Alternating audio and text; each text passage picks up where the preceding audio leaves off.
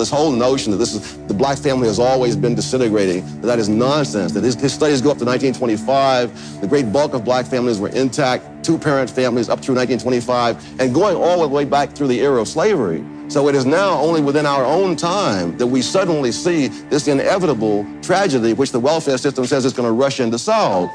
It's been 40 years since the show aired, and Thomas Sowell's writings continue to illuminate.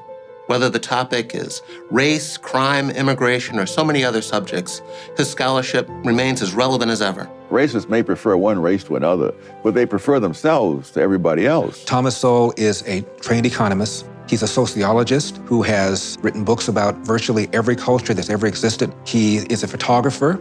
He is America's greatest contemporary living philosopher. I'm Jason Riley. I'm a journalist and author. For more than 2 decades, I have closely studied the life and work of Thomas Sowell. His story is both fascinating and illuminating. Tom makes a very, very good point that general principles affect everybody, whether they're black, brown, or purple. Tom is fearless not just in advancing unpopular opinions, but in venturing into areas of scholarship that had been untrodden.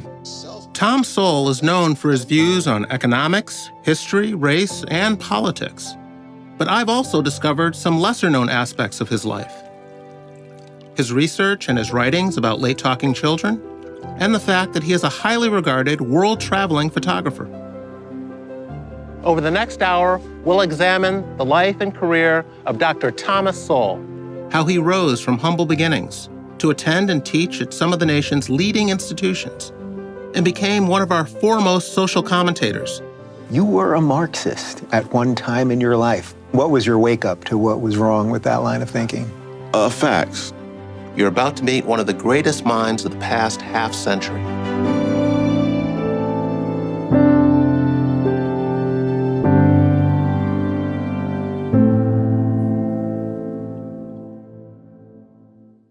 Funding for this program has been provided by L.E. Phillips Family Foundation, Robert and Marion Oster, the Lynd and Harry Bradley Foundation, Incorporated, DKT Liberty Project, the Charles and Ann Johnson Foundation, Chris and Melody Roofer. Well, because I was a Marxist at the time, and they were appalled. And I said, they have very high intellectual standards, and I'm not going to find ideological soulmates. I was still a Marxist. I took a summer job in the government, intern in economics, and it was seeing the government from the inside that turned me around.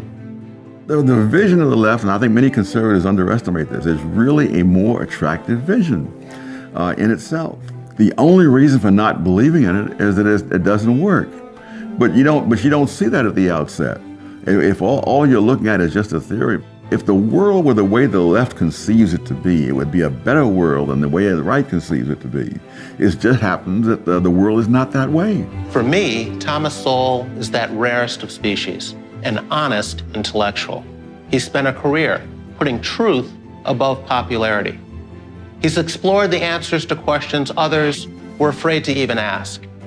He's followed the facts where they lead and accepted the findings, however unpopular or politically incorrect. Thomas Sowell fervently stands by his well-researched beliefs, and he does not hesitate to let someone know if he thinks they're wrong. I've spent dozens of hours interviewing Tom, and hundreds more selecting stories he's told over the years to others, to help us understand what makes Thomas Sowell unique. Sowell's body of work is quite vast. It's covered everything from economics and history to culture, migration, and racial inequality. The main thing that he's done, in my opinion, is to cause people to rethink their assumptions about all sorts of things, not just economics, but about race, about politics, about how we get along. Tom is absolutely fearless.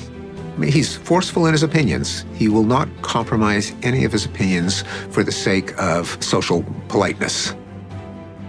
How do you take the measure of a man, especially if he's someone who's impacted our thinking about politics and economics for more than half a century? Do you do it through his deeds or influence? or by what he says or writes? Perhaps Dr. Martin Luther King Jr. said it best.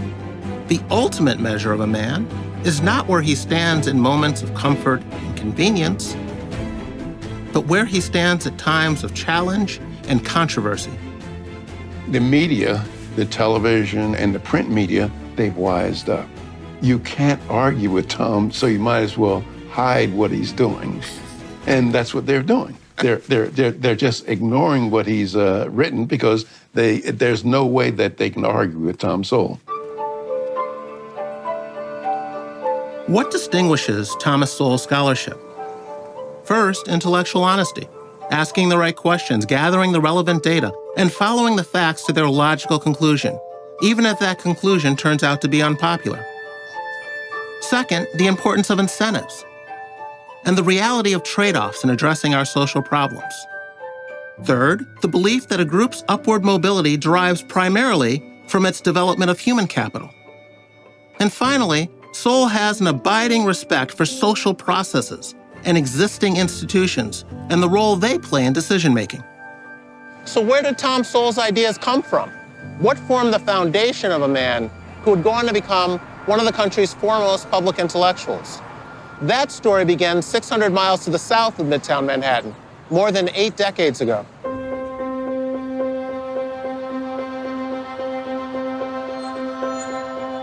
Thomas Sowell was born in Gastonia, North Carolina on June 30th, 1930. The Great Depression was just getting underway. And like many blacks in the South at the time, his family had no electricity, no central heating, and no hot running water. Sowell's father died before Tom was born. And his mother, a maid, died in childbirth just a few years later. He was adopted by his great aunt and raised by her and her 2 daughters. So he was raised by 3 women. My whole career would not have been possible without the particular family in which I was raised, which was not composed of educated people. I mean, nobody in that family had ever graduated from high school, and most did not graduate from grade school. But they were interested in education, and they were interested in me. Tom was raised by a great aunt and her adult children. The family moved to New York City's Harlem neighborhood, a migration that exposed him to better schools and more opportunities than were available to blacks in the segregated South. My great fear is that a black child growing up in Harlem today will not have as good a chance to rise as people of my generation did, simply because they will not receive as solid an education in an era when such an education is even more important.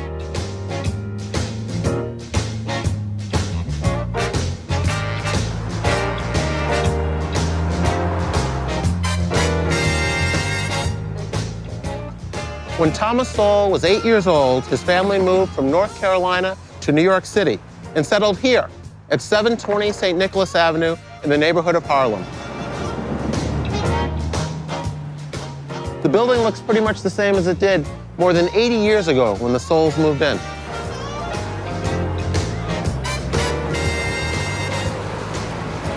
Young Tommy, as he was called, ventured out into a big city for the very first time. He rode double-decker buses and learned to cross busy streets, all by himself. We were much poorer than the people in Harlem or most anywhere else today. It was my last year or 2 at home that we finally had a telephone. We had a radio. We never had a television. But in another sense, in the sense of the things you need to get ahead, I was enormously more fortunate than most black kids today. While coming of age in Harlem, Sowell discovered the magic of education, thanks to a family friend named Eddie Mapp.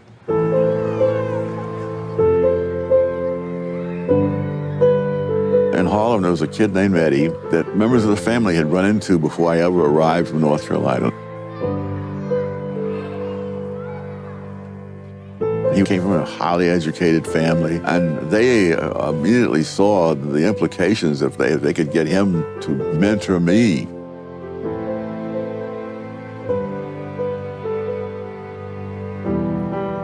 Eddie brought Tom here to the Harlem Public Library, taught him how to find books that interested him, taught him how to check them out. And I saw all these books, and I had no idea why we were there when I didn't have any money to buy one book. And so what am I going to do with all these, hundreds of books up on the shelf? Crossing the threshold to this new world was the first step on a path young Tommy might not otherwise have taken. And he very patiently walked me through the whole thing. And again, I was very reluctant to take out a library card because I didn't know what all this is about. But he talked me into it. Then I borrowed a couple of books. And really, had I not encountered him, the entire rest of the story could not have been the way it was. I mean, at some point, I would have learned what a public library was. But by that point, it would be too late.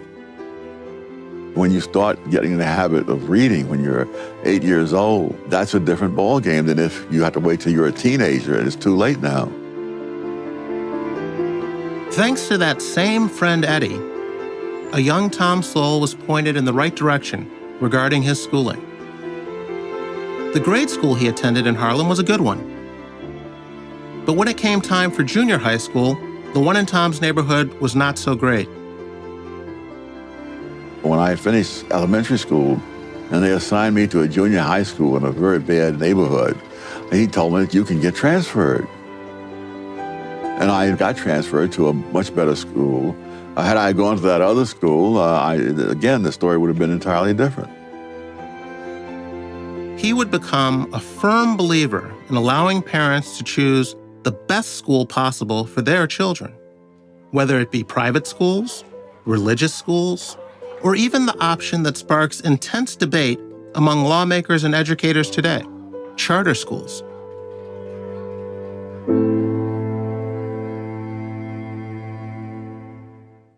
There are few things more dishonorable than misleading the young.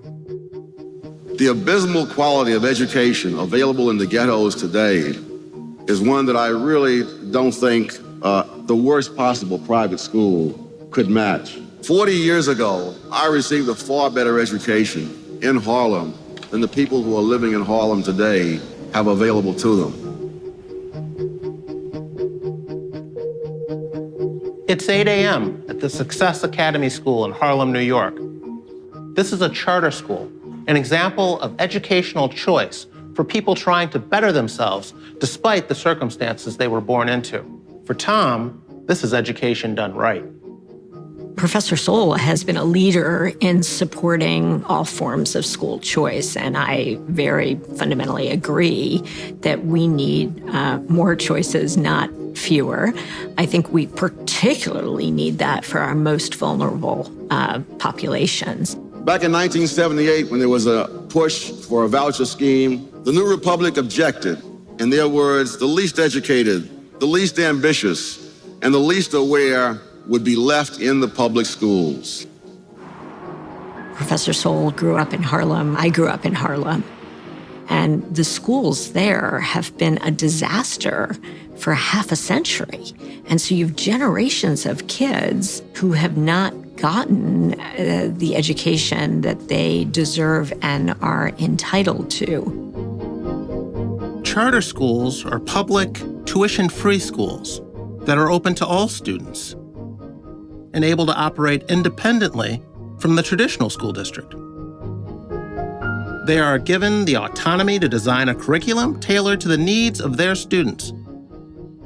But they must also meet academic standards set by state and local officials. Unlike traditional public schools, however, charter schools that don't meet these standards can actually be shut down. With respect to education, Tom would say it doesn't make any difference how much money you put in education, but if there are not some basic factors that you must take into account, that is, in order for a kid to get a good education, somebody must make him go to bed on time. Somebody must make him do his homework. Somebody must make him mind the teacher. Somebody has to get him up in the morning. And if those things are not done, I don't care how much money you put into education, you're not going to get very good results. And that is precisely what we see. For decades, Sowell has been a strong supporter of charters and other education options for families trapped in underperforming schools. There are, as you said, many blacks today who are still being given totally inadequate education, yes, cannot be expected to get very far for that reason. What would be your remedy for that? I would allow their parents to have a choice of where to send them to school, whether that choice is called a voucher scheme, open enrollment, tuition tax credit, any kind of scheme of that sort that would put that power in the hands of their parents, mainly because that would mean that the schools would have to be responsive to them. As it is now, the school is a monopoly. They need not be responsive. It is hard for me to understand what harm is going to be done by allowing parents to have a choice as compared to having self-interested bureaucrats have a monopoly. The things that they thought were going to help did not help, and in many cases, made things much worse. Thomas Sowell is a very private person. Despite having so much of his work put before the public, he's reluctant to give interviews and has been known to make journalists wait years before sitting down to talk about his life and work. But a colleague of mine took the time to get Tom to appear on his show. I'm Dave Rubin. I'm the host of The Rubin Report. That's right back behind me here in my home. I do a long-form interview show. Everybody was saying, you've got to talk to Thomas Sowell. You've got to talk to Thomas Sowell. And we tried for about 3 or 4 years to hunt him down. And finally, we were able to interview him. One of the things that I found out that was sort of amazing about your history, you briefly mentioned it right before we started, you were a Marxist at one time in your life. Most people will find this hard to believe, but it is true. But it's not that unusual. Most of the leading conservative thinkers of our time did not start off as conservative. You had a couple like Bill Buckley and George Will. But I mean, Milton Friedman was a liberal and a Keynesian. Ronald Reagan was so far left, at one point the FBI was following him. Do you remember sort of what you were thinking, what appealed to you at that time about Marxism? Yes, I mean, there was no alternative being discussed. I treated my interview with him as Thomas Sowell 101. I wanted it to be for the new generation of young people who watch YouTube, who listen to podcasts. My first job was as a Western Union messenger. So I would take the Fifth Avenue bus. It would go all the way up Fifth Avenue, past all these Lord and Taylor and all these fancy places. And then I would cross 57th Street, down Riverside Drive. And then as I came across this long viaduct that turned into 135th Street, suddenly there were the tenements. And I wondered, why is this? It's so different. And nothing in the schools or most of the books seemed to deal with that. And Marx dealt with that. There's an absolutely beautiful moment where I ask him about his own political evolution. So then what was your wake-up to what was wrong with that line of thinking? Facts. I love that moment. I mean, I knew the second he did it, I was like, we got our clip. That's as good as it gets. And it gets to, what does this man care about most? Does he care about how he feels about things, how he wants the world to be, or how is the world as it is? Because that's what he's saying. I care about facts. The world is a certain way, and now, using that as the baseline, we can try to figure out how to make things better.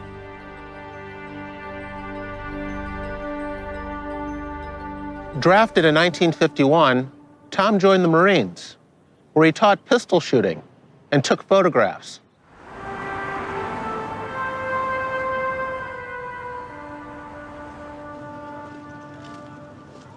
In fact, Sowell was part of the Marine Corps Combat Camera Division. Combat Camera is responsible for the historical documentation. It may not necessarily make it out to the local paper, but somewhere down the line, someone might be able to pull up an image and say, okay, this happened during this time frame. The imagery is used as good reference to anything we may need in the future or something that's happening right now.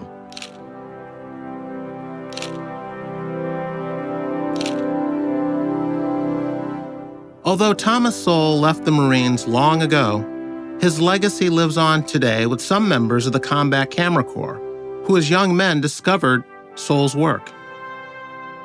When I was a young person, I used to like to stay home from school occasionally, like to play hooky or pretend I was sick and stay home. But unlike most kids who'd, cut class and do whatever, I would watch videos of Thomas Sowell on Milton Friedman's show, Free to Choose, and he would just wipe the floor with people from the other side of the aisle that didn't seem like know what they were talking about. These were very smart people, but Thomas Sowell was so much smarter and so much more intelligent and so much more articulate that he would just make them seem like bumbling idiots, and I just thought that was awesome. When the private sector fails to create jobs at a fast enough rate, you find that people are unemployed and drift into needing help. I think it is overly broad to say that we turn people into helpless children. I don't remember talking to anyone who's ever been on welfare who didn't think they were being treated like children while they were on it. The lessons Sowell learned in the Marines would stay with him for the rest of his life, especially his love of photography, which would become Tom's artistic outlet while he pursued a life filled with studying facts and data. Photography did have connections to his vision of reality.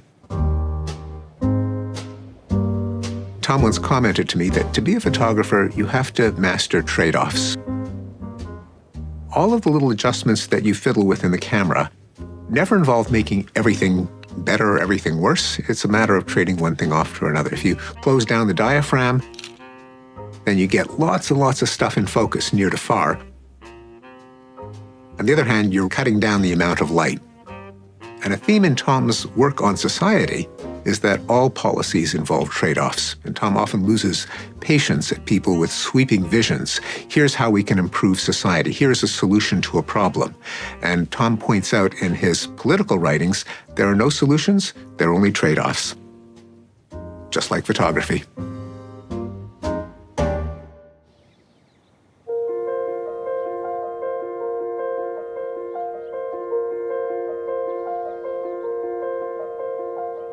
The University of Chicago is hallowed ground for Thomas Sowell.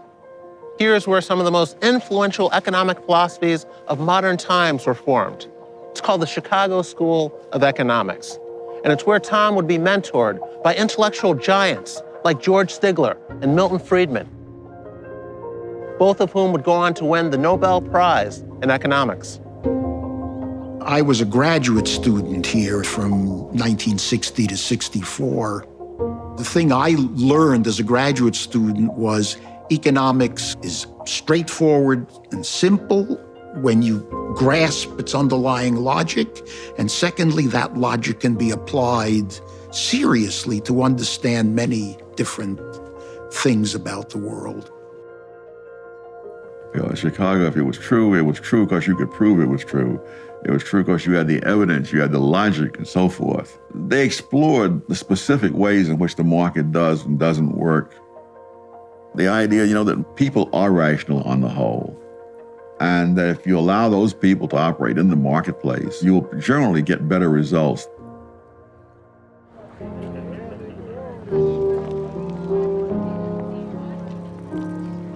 The Chicago School of Economics is where Tom says he understood the importance of discipline and the importance of getting hard data. In fact, he talks more positively about his experience at University of Chicago than at Harvard, where he says a lot of people, in his opinion, went on emotion. Tom was a Marxist when he took a course with Milton Friedman, and at the end of the course, he remained a Marxist.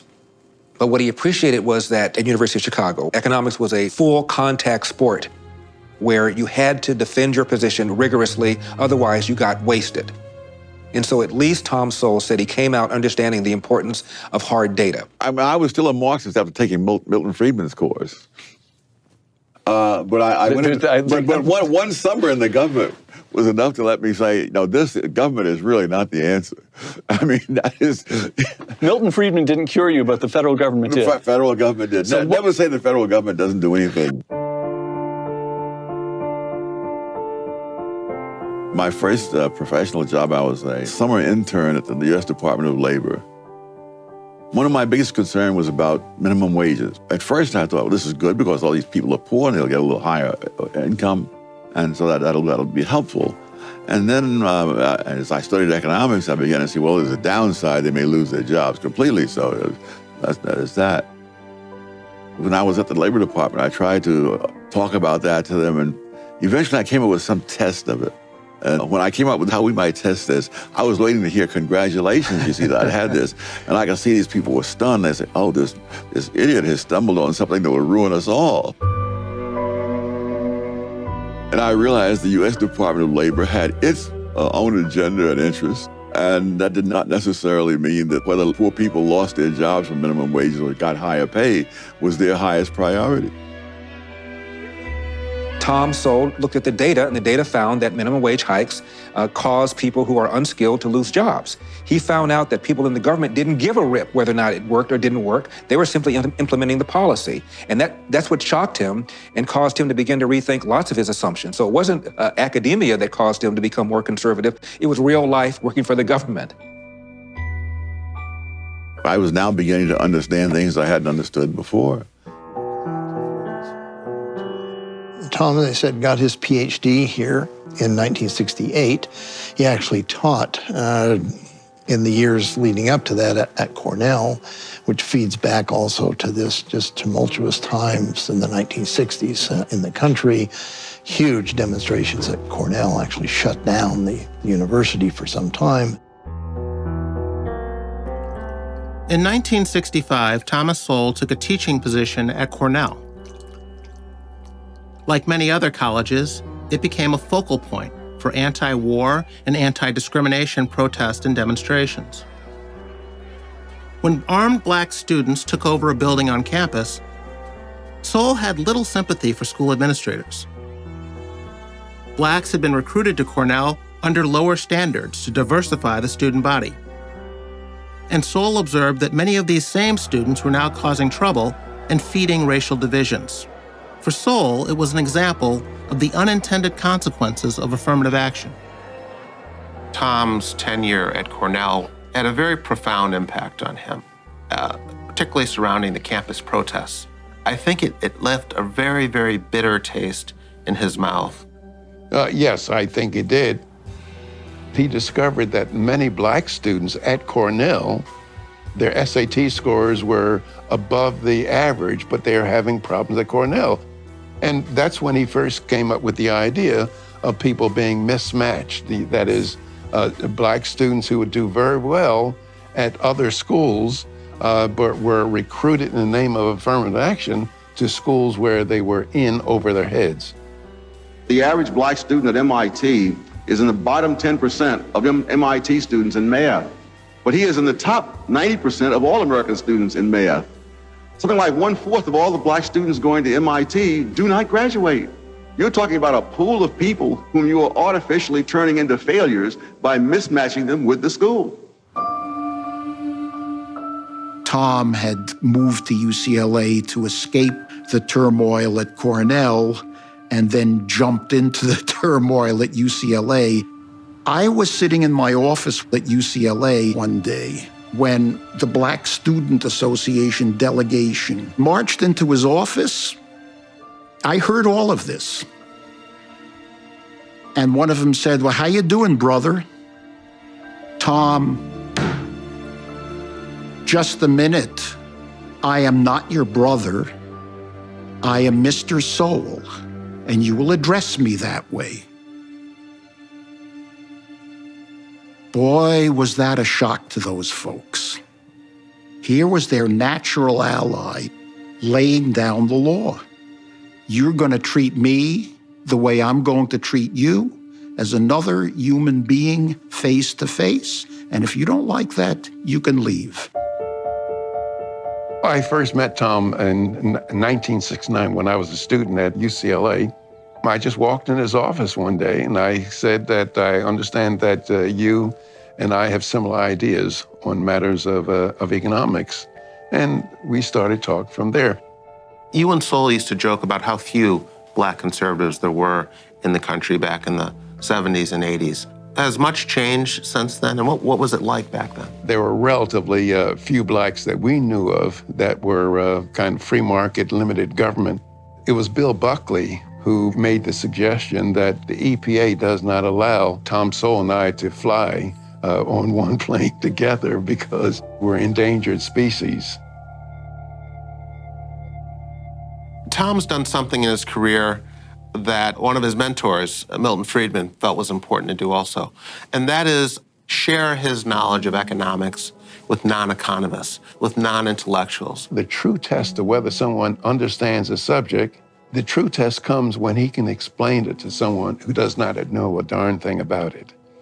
And Tom has the gift of being able to do that, to be able to explain potentially complex ideas in economics to the ordinary person. I haven't been able to find a single country in the world where the policies that are being advocated for blacks in the United States have lifted any people out of poverty.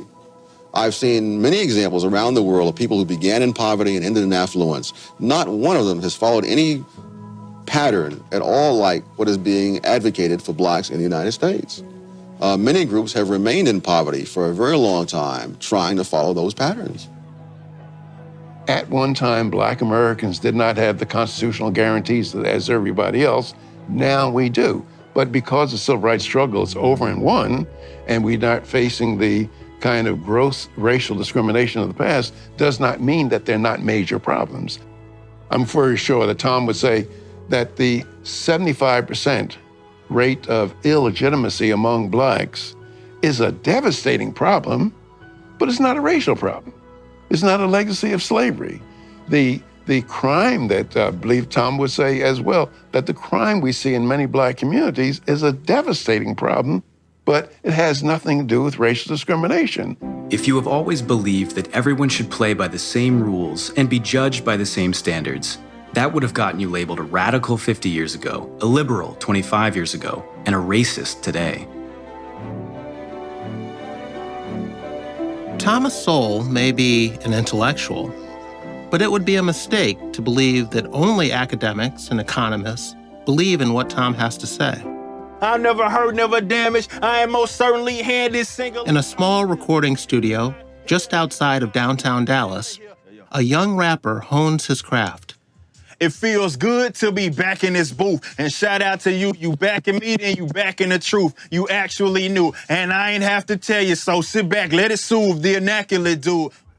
Eric July is a man on a mission. Hand is singly top tier, meaning you not. Eric is out to make great music and to educate people like himself about his hero. And I'm something like a great how. Anywhere Thomas Sowell is, he's the smartest person in the room. I would most definitely just tell him that he's been my biggest inspiration, hands down.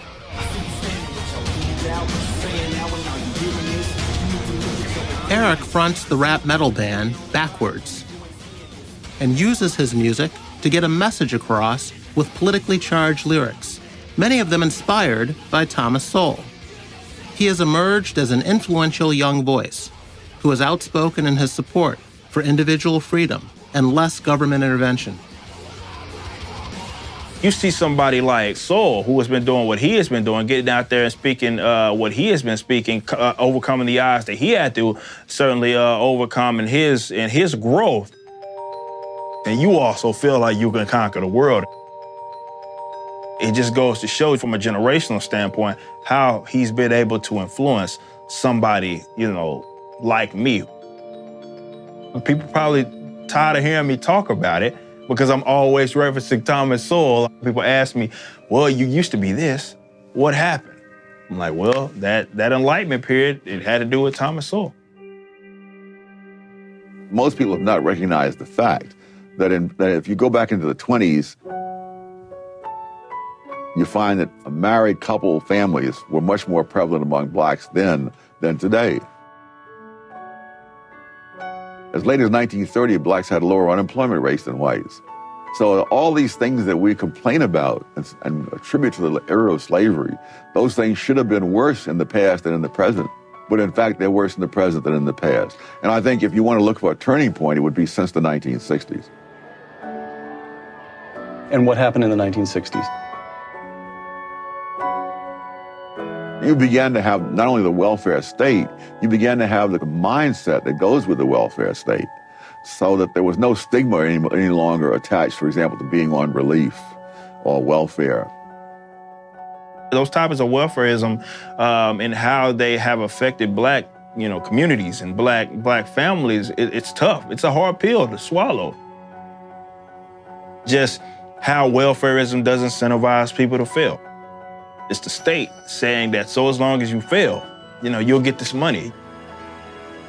You'll get this money, we'll take care of you, housing, whatever you need. But the minute you get above this line, the minute you see this amount of success, we're gonna strip it all away from you.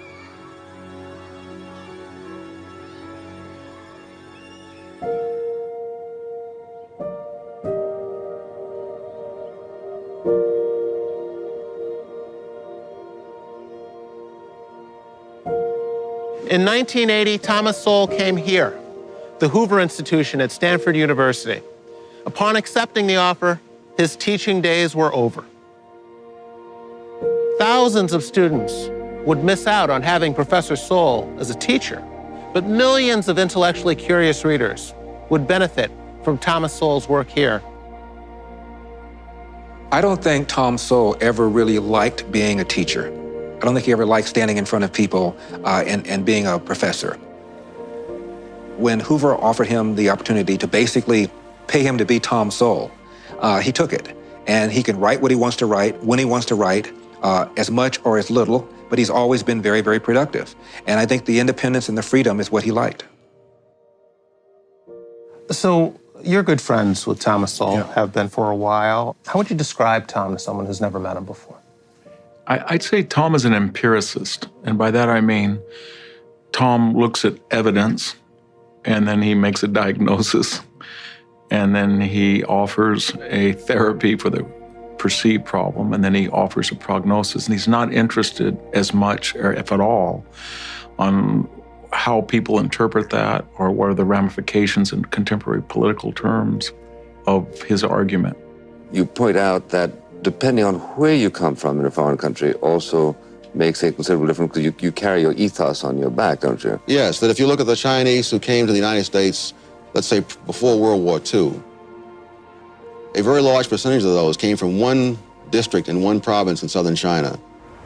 The people who've come in since World War II have largely not come from that same area. They've come in with a different set of experiences and backgrounds and values. Many of them are the poverty-stricken Chinese that you see in the Chinatowns of New York and San Francisco, working the very long hours, getting the very low pay, living in the slums, packed into the rooms, several people to a room and so on. Again, it would be hard to make the argument that this is simply a matter of the way the American employer sees it. The American employer is probably totally unaware that there are two different kinds of Chinese. It's only the people who work with the data who make those separations. It takes considerable knowledge just to realize the extent of your own ignorance. Thomas Sowell may be an academic by training, but he is not one to rely solely on books. To gather material for his extensive writings on culture and migrations, for example, he became a boots-on-the-ground researcher who traveled the world. As an amateur photographer, he often documented these trips through the lens of his camera.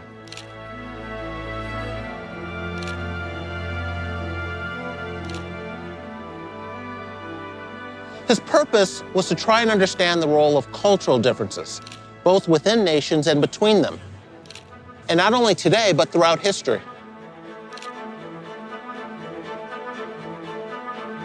Sowell's travels led to pioneering studies and several books that detail the cultural patterns and development of different groups around the world.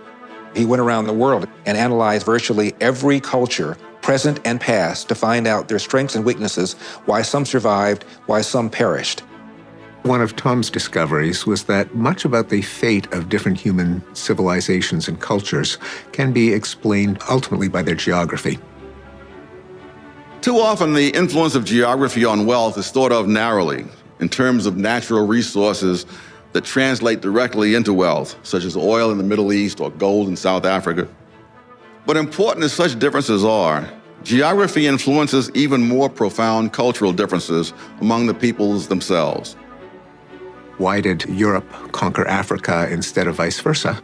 Well, there are a number of ways in which civilizations become complex, primarily through the aggregation and exchange of ideas.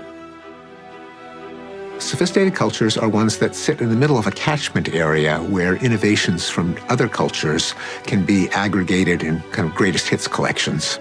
And so geography that allows movement of people and ideas with rivers, with highways, intersections of highways, port cities tend to become more culturally sophisticated.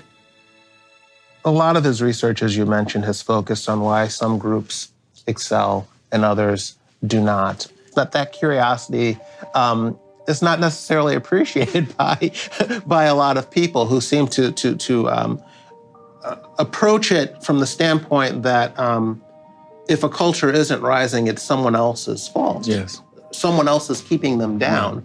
Or, if America is up here, it is at the expense of this group or this country or this region. He doesn't take that approach. What Tom did when he talked about comparative cultures, he went to this quite narrow and unheralded group of scholars that talked about economics, and then he took that data, superimposed it onto history questions. So when people who were critical of Tom would say, well, he hasn't read this particular historical work, or he wasn't quite appreciative of this great novel or this great history, or they didn't understand that what he lost as being an economic historian, he gained in really trying to explain how cultures were successful or how much dominance they had in trade by actually looking at economics. And most historians, they think that economics is a dismal science, and they're not trained to do that. The first lesson of economics is scarcity. There is never enough of anything to fully satisfy all those who want it. The first lesson of politics is to disregard the first lesson of economics.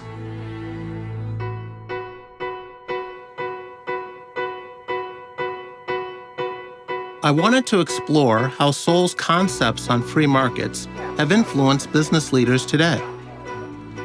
A perfect example can be found in Salt Lake City, Utah, at Overstock.com, one of the most successful online retailers in the world.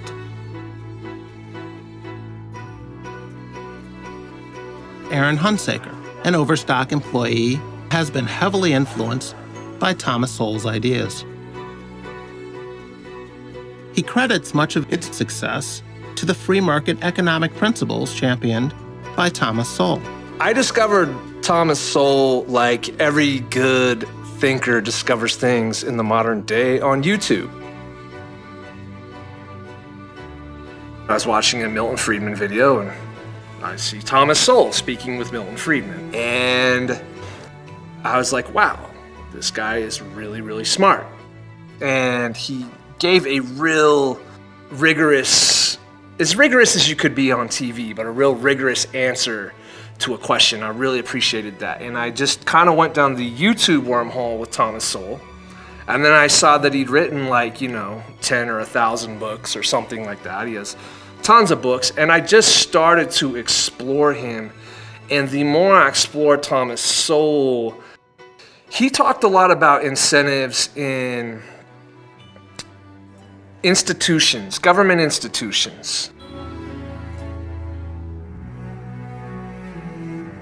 I come from kind of a punk rock hardcore background, and I had an incentive to be more left and angry because it makes better music.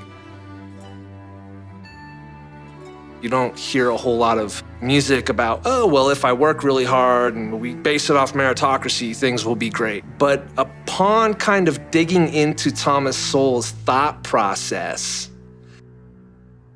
I realized that it's far more punk rock to base things off of individual freedoms and thought. I see him as someone who has constantly strived to be consistent.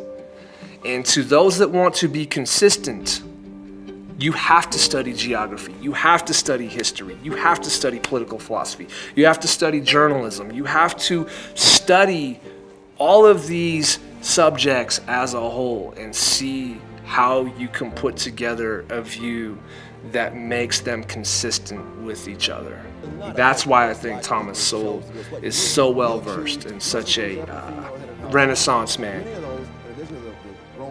I grew up in an era when people, particularly blacks, were a lot poorer than today, faced a lot more discrimination than today, and in which the teenage pregnancy rate was a lot lower than today.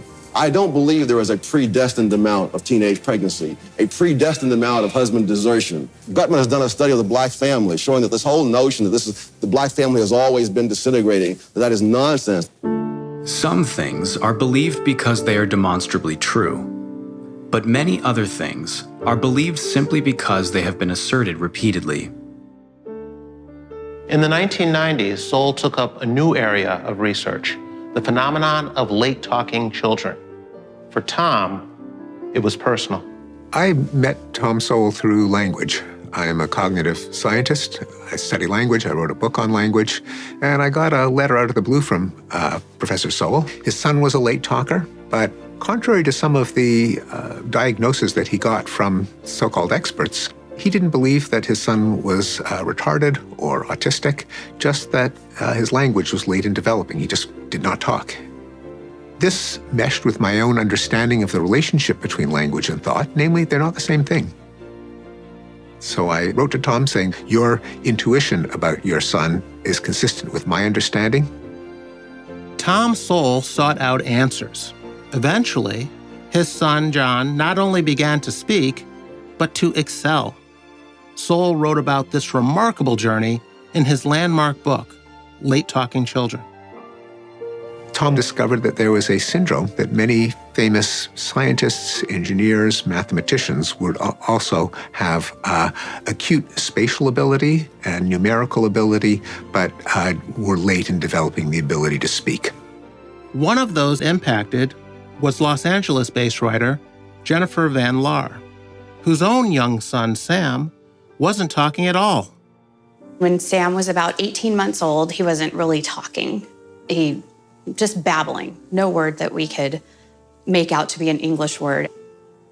So I started looking online and saw Late Talking Children and then Dr. Thomas Sowell and said, oh, I definitely want to read what he has to say because I respect him as an intellectual. I had already noticed in Sam that he would build different block towers with different patterns repeating over and over. He would have movies that he just loved watching over and over, and one of them was Charlotte's Web, and another one was Shrek. And so I would come and find ABC blocks on the floor or on the refrigerator, spelling out, and even write out Lucasfilm, which is pretty big for a 3-year-old to be able to do.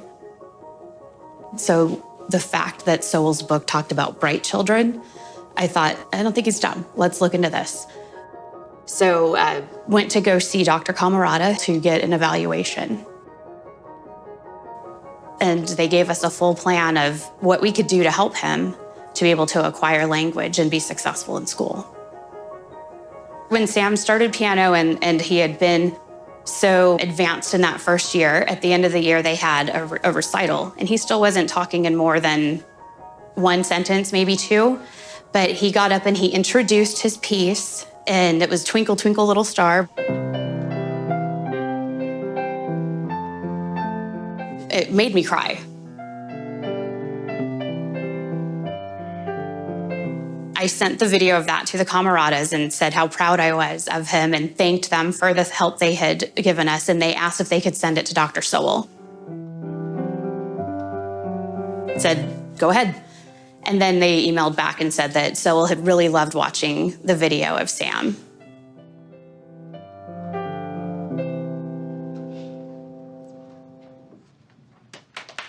Just the fact that he would care about this 5-year-old said a lot to me about who he sees himself as. The course of history is determined by what people do with their opportunities. Sowell has written a great deal about the importance of human capital in a group's advancement, the development of skills and habits and attitudes in advancing a group economically. And a good example of what he's talking about can be found on 6th Avenue in Manhattan at the Steinway Piano Company.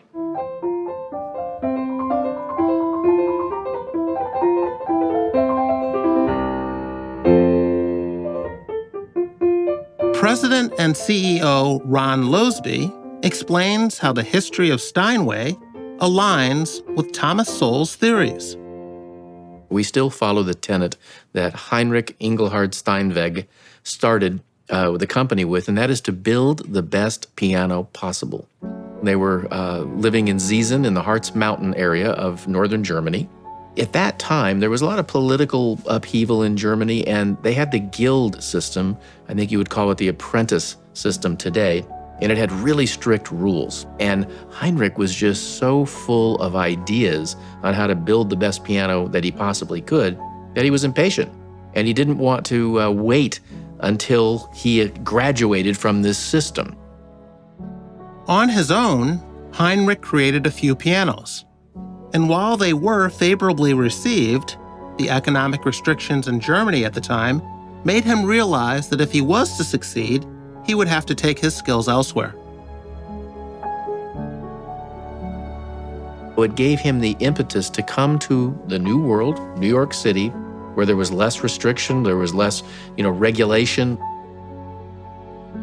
Heinrich changed the family's last name to the more American-sounding Steinway. They created an instrument that, within 10 years, they became the most successful, most profitable, the best piano company built in America. Very often people talk as if some group has taken control of some industry, and they wonder how did that happen? And in most cases, they created the industry. The industry didn't exist before they got there. That's how they took control of it.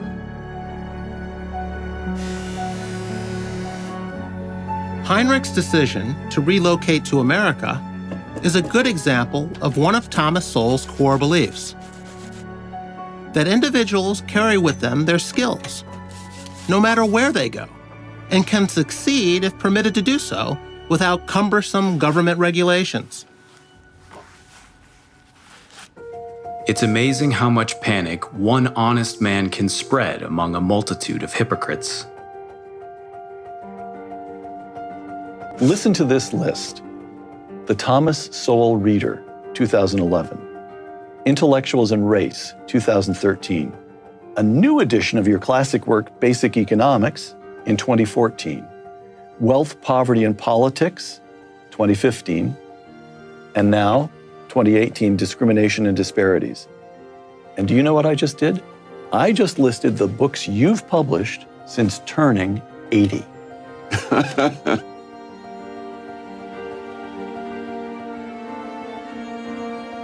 Thomas Sowell's essays and weekly columns have appeared in more than 300 newspapers and periodicals, including the New York Times, the Wall Street Journal, Forbes, and Fortune magazines. While many found Sowell's empirically based arguments insightful, oftentimes they created a backlash, especially among those in academia. You once told me that Tom's not interested in making people happy or angry. He's interested in telling people what the data show. What the data shows, and he is he can be a contrarian in the sense that often areas that are unpopular or they're plagued with false knowledge or misconceptions, he gravitates toward those because that intrigues him to see if that's actually the popular opinion is actually true. And often it's not, he finds it's not. And then the results tend to bother people that he's so dispassionate about it. And then as an African-American intellectual, he's supposed to fit a preconceived intellectual, academic, ideological position. And it's not that he doesn't, he's just not interested in it. He doesn't make friends or enemies based on tribal considerations or popular consensus. On December 27th, 2016, Thomas Sowell published his weekly newspaper column. I'd read his column for decades and always looked forward to it. But this one was different. Thomas Sowell was saying goodbye. Within minutes, the internet lit up with thousands of comments about Tom retiring from writing his column. Most of the postings were along the lines of, "Say it isn't so." I did that after spending some time in Yosemite with a couple of photo buddies. And I realized that in those 4 days, we hadn't watched a single news program. We hadn't seen a single newspaper. I said, this is the life. I don't need to be watching because Most of the foolish things that are said on these programs were said 20 and 30 and 40 years ago and refuted 20 and 30 and 40 years ago. By you, quite often. But you're happier when you're not reading the news. Absolutely. But at the same time, you're also happier when you're working on a book. Yes, when I can go out there and get the hard data and find out what's really happening. In dozens of books and numerous television appearances and thousands of columns, Sowell has championed his philosophy of free markets and personal responsibility while weathering the storms of challenge and controversy. Sowell has spent his adult life proudly sharing his political and economic beliefs. For some, he's a clear thinker full of common sense. Others say he lacks empathy. What no one can doubt is the courage of this maverick intellectual. If you could offer one sentence of counsel to some sophomore or junior who's watching this today. It's not over till it's over, as Yogi Berra said. And I would say to this young person, if we, through some miracle, get through this, please take to heart the lesson of what happens when you vote on the basis of rhetoric and symbolism and instead of using your mind. It doesn't matter how smart you are unless you stop and think. In your early days at Harvard, you were either going to make it or not going to make it, and you shut yourself up and made yourself make it. Many people, in trying to insulate young people from adversity, insulate them from the things that give them strength. Thomas Sowell, Common Sense in a Senseless World is now available on DVD. For more information or to order a DVD of this program, call 1-800-876-8930 or visit www.freetochoose.net. Funding for this program has been provided by L.E. Phillips Family Foundation, Robert and Marion Oster, the Lined and Harry Bradley Foundation, Incorporated, DKT Liberty Project, the Charles and Ann Johnson Foundation, Chris and Melody Roofer.